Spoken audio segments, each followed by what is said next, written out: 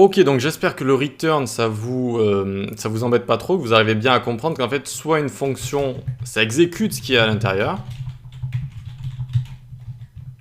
Hop. Et donc ici, par exemple, regardez, ça va exécuter ce qu'il y a à l'intérieur, le hello world. Et vous voyez qu'en dessous, ça retourne undefined. Qu'est-ce que c'est? C'est le console log ici qui va retourner undefined. Donc n'y prêtez pas attention à ça. C'est juste la méthode qui retourne undefined, vu qu'elle ne va rien retourner, mais qu'elle va juste appeler notre fonction présentation ici. Si vous voulez pas retourner undefined, vous faites ça, regardez, hop. Et vu qu'il n'y a plus le console log, ça retourne plus le undefined. Donc, soit une fonction, ça exécute ce qu'il y a à l'intérieur, soit ça return, soit ça fait les deux en même temps, d'accord? Donc ça exécute ce qu'il y a à l'intérieur dans le corps de sa fonction et optionnellement, ça peut retourner ou pas quelque chose comme ça, une valeur, une expression et là du coup les deux paramètres qui s'additionnent. Ok, donc ça c'est les fonctions, ce sont les fonctions classiques, les fonctions pré-ES6. ES6 c'est la petite révolution qu'il y a eu en JavaScript en 2015 et en 2015 il y a eu des nouvelles fonctions, un nouveau type de fonction qui est sorti, ce sont les fonctions fléchées, les fonctions fléchées. Alors, qu'est-ce que c'est qu'une fonction fléchée? Ça va se présenter comme ça. Const, je sais pas, myfunc par exemple, ou en général on appelle ça foo quand on veut faire des expressions, des exemples de fonctions. Donc const foo, c'est juste ma fonction, est égal, et regardez ici ce qu'on fait, est égal, on ouvre les parenthèses comme les parenthèses d'une fonction ici, et ensuite on fait une petite flèche ici, une petite flèche, et on ouvre les accolades comme ça. C'est une fonction fléchée, ok? Et eh bien, cette fonction, force est de constater qu'elle peut faire exactement la même chose que notre fonction au-dessus. Regardez, celle-là, je la mets en commentaire. Je lui ai mis exactement les mêmes choses, c'est-à-dire les mêmes paramètres, console log, return. Et donc, voyons voir ici, si je mets foo 4.6, ça fait la même chose. Ça fait la même chose, d'accord? Donc, sur ce point-là, elles sont complètement identiques. Sauf que déjà, les fonctions fléchées, il va falloir les rentrer dans une variable. Alors, il y a plusieurs manières de les présenter, mais la manière la plus courante, c'est celle-ci. C'est-à-dire qu'on va faire const foo est égal notre fonction fléchée. Alors que la fonction classique, on peut la déclarer directement comme ça, fonction présentation. Il y a une différence majeure entre les deux que pour l'instant, je ne peux pas vous expliquer parce que ce serait aller un petit peu trop loin.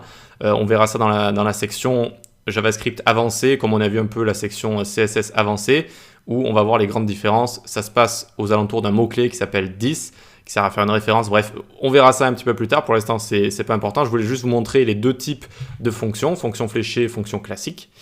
Et les fonctions fléchées, par exemple, on peut les utiliser autre part. Regardez. Ici, alors on a un H1. Pourquoi j'avais écrit ça? Oui, j'avais fait pour le DOM, je crois. Pour vous montrer ce qu'il y avait dans le DOM. Ici, on va écrire clique-moi, par exemple, tac, sur ce bouton, très bien. Et on va lui mettre un ID, par exemple, ID BTN. OK? Ensuite, on va venir ici. Ce qu'on va faire, on va faire une const BTN est égal document.querySelector et on va sélectionner dans le DOM notre ID BTN. Et on n'oublie pas de mettre les petits apostrophes ou les guillemets ici. Et on va rejouer avec les addEventListener. Vous vous souvenez ou pas? btn.addEventListener, on est à l'écoute d'un événement, lequel clique. Et quand on clique ici, de base, on lançait une fonction comme ça. Vous voyez, on lançait une fonction. Et devinez ce qu'on peut faire ici. Au lieu d'avoir une fonction classique, on peut avoir une fonction fléchée. Hop, directement comme ça, une fonction fléchée. Et par exemple, elle va log, tu as cliqué sur le bouton. Tu as cliqué sur le bouton. Tac. OK?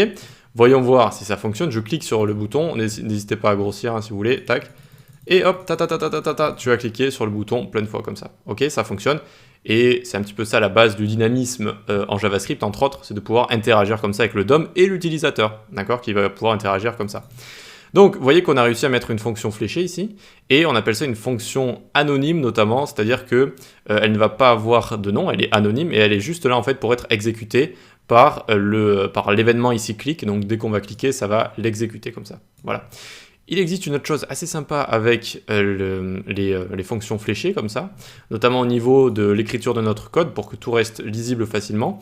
Imaginons, on enlève le return comme ça. Quand le corps de la fonction d'une fonction fléchée tient en une ligne, eh bien on n'a pas besoin d'accolade et on peut faire ça, ça et ça va fonctionner également. Regardez, hop, on appelle foo ici, tac, et ça nous envoie bien un hello world juste ici, d'accord? Et la fonction tient en une ligne, c'est élégant. Ça, c'est un concept en JavaScript, le JavaScript élégant, entre guillemets. C'est-à-dire un JavaScript concis, efficace et qui soit facile à lire. Alors attention parce que certaines personnes tombent dans l'excès et essayent de faire des choses vraiment très très très courtes qui sont du coup qui deviennent moins compréhensibles. Mais là par exemple c'est assez concis, voilà, const foo est égal, c'est notre fonction fléchée et on a le console log ici. Voilà. Donc c'est tout pour les fonctions fléchées pour l'instant. Pour l'instant, on y reviendra dessus un petit peu plus tard et on peut continuer les découvertes des bases de JS.